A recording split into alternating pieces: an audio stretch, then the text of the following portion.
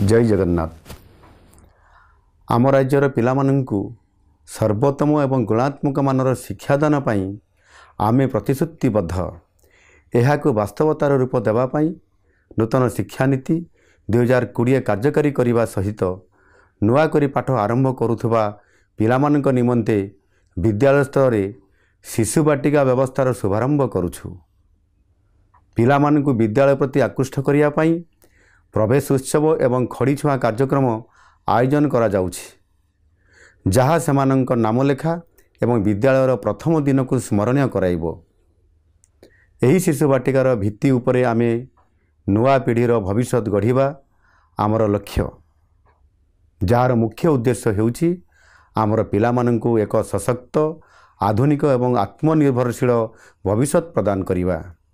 एही अवसर रे अभिभावक विद्यालय परिचालना कमिटी स्थानीय बुद्धिजीवी मानकु मोर अनुरोध, आपण माने समस्ते यही उत्सव रे शामिल हुअन्तु। आसन्तु आमे समस्ते मिसी एक शिक्षित सचेतन एवं समृद्ध ओडिशा गठन दिगरे अग्रसर हेबा। आम पिला मानकर एक सुंदर भविष्य पाई प्रयास करिबा। वंदे उत्कल जननी।